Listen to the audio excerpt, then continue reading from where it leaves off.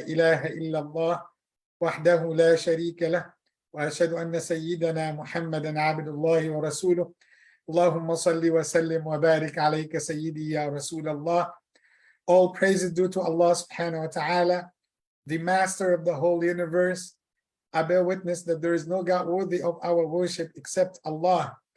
I bear witness that Muhammad sallallahu alaihi wasallam is the messenger of Allah. Whomsoever Allah guides, no one can misguide him. And whomsoever Allah wills that he would be misguided, no one could bring him back to the guidance except Allah subhanahu wa ta'ala. I bear witness that Muhammad sallallahu alaihi wasallam is the messenger of Allah. May Allah subhanahu wa ta'ala bless our meeting, bless our lecture, and bless our time and our gathering for his sake.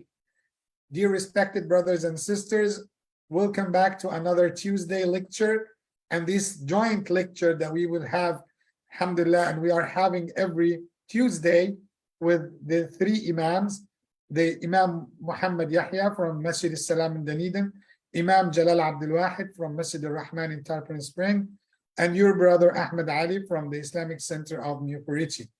May Allah subhanahu wa ta'ala accept our deeds. Allahumma ameen ya Rabbil Alameen. And today I think it's very interesting that we have this topic. I think most of you got already the title for this topic, that we are going to talk today about the 4 unbreakable promises from Allah subhanahu wa ta'ala in the Quran. And actually, we will mention the 4 promises that Allah had mentioned in the Quran. And as we agreed with our Imams, alhamdulillah, that inshallah, every lecture that we will cover, we will try to cover one of these promises, inshallah, till we finish them all. And today, we will start by the first one. But before I tell you, I just wanted to give a little bit of introduction before we listen to our Imam Jalal, about the first promise that Allah had mentioned in the Quran. I just wanted to talk with you very quickly about the concept of the promise of Allah subhanahu wa ta'ala. And to be honest with you, we just wanted to have a little bit of clarification towards this term, towards this terminology, which is the promise of Allah. What we call it in the Arabic language, wa'adullah. And when we talk about the promise of Allah subhanahu wa ta'ala, it is the thing, or it's the covenant that Allah subhanahu wa ta'ala had made in the Quran. But Allah subhanahu wa ta'ala, in many verses in the Quran, Allah highlighted this issue, that He wanted us to understand the nature of the promise of Allah. That He said in multiple verses, wa'adullahi la yukhlifu Allahu wa'ad. It's the promise of Allah. Allah will never break His promise. And Allah subhanahu wa ta'ala said about that promise, wa'dan mas'ula. It's a promise that you can ask Allah subhanahu wa ta'ala about on the day of judgment. You can ask Allah subhanahu wa ta'ala about His promise on the day of judgment. And then Allah subhanahu wa ta'ala gave us that statement and that verse in the Quran. And Allah subhanahu wa ta'ala said, وَمَنْ أَصْدَقُ مِنَ اللَّهِ حَدِيثًا. So Allah subhanahu wa ta'ala said, who is more truthful than Allah subhanahu wa ta'ala in terms of the hadith, in terms of the statements or the speech? Who is more honest and truthful than Allah subhanahu wa ta'ala? And Allah subhanahu wa ta'ala wanted to make that clear in the Quran. Whenever Allah is promising us something in the Quran, the true believers has to respond positively to the promise of Allah, to believe in Allah's promise without any single hesitation. Do not have any doubt in the promise of Allah subhanahu wa ta'ala. If Allah subhanahu wa ta'ala had promised you something, be sure that Allah is going to fulfill that. That's why the scholars, when they analyzed the verses of the Quran, they reached to 4 unbreakable promises, 4 major promises in the Quran. Yes, of course, we have other promises in the Quran, but some of the scholars said they differentiated between what they called sarih and dhimni, something explicit and something implicit. And Allah subhanahu wa ta'ala said that explicitly in the Quran. But of course, we have a lot of promises in the Quran. Like, for example, whoever did the good deeds, whoever was sincere in his actions, Allah had promised them Jannah. Allah had promised to give his blessings to those people who are watchful and mindful of Allah subhanahu wa ta'ala. This is what we call it implicit promises.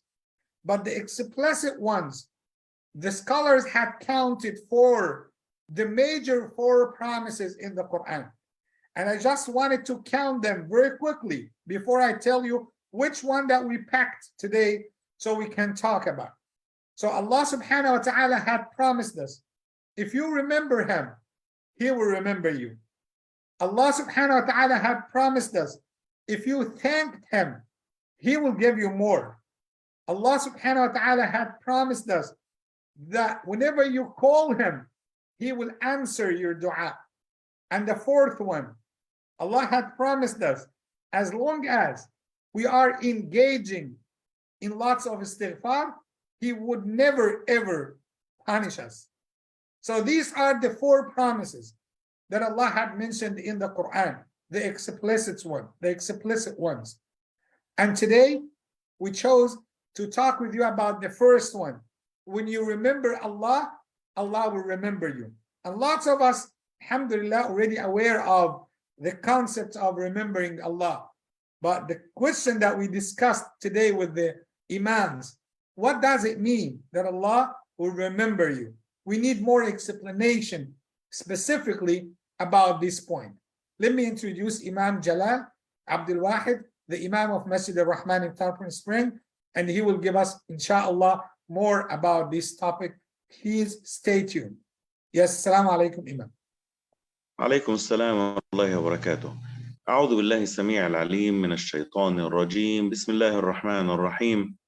الحمد لله رب العالمين، والصلاة والسلام على أشرف المرسلين سيدنا محمد ومن تبعه بإحسان إلى يوم الدين، ثم أما بعد. My dear respected brothers and sisters, welcome back again, mashallah, in this beautiful and wonderful Tuesday with the wonderful 2 of our scholars, Imam Ahmad Ali, may Allah bless him, and his family, Ameen Ya Rabbil Alameen, and Imam Muhammad Yahya, and me, Imam Jalal Abdul Wahid, alhamdulillah Rabbil Alameen. Dear respected brothers and sisters, there is no doubt, I don't have even to ask, do you love Allah Azza wa Jal? Of course, I have the answer, alhamdulillah Rabbil Alameen. All of us love Allah Azza wa Jal. But loves Allah subhanahu wa ta'ala, is it by word? Is it one of the names of Allah? You know that the names and the attributes of Allah Azza wa Jal is 99 names, right? And attributes. Is one of them is the lover, for example? Is the one of them is the one who loves? Why there is no one of them? Because it's implementation. Allah Azza wa Jal. Is that meaning that Allah doesn't love us?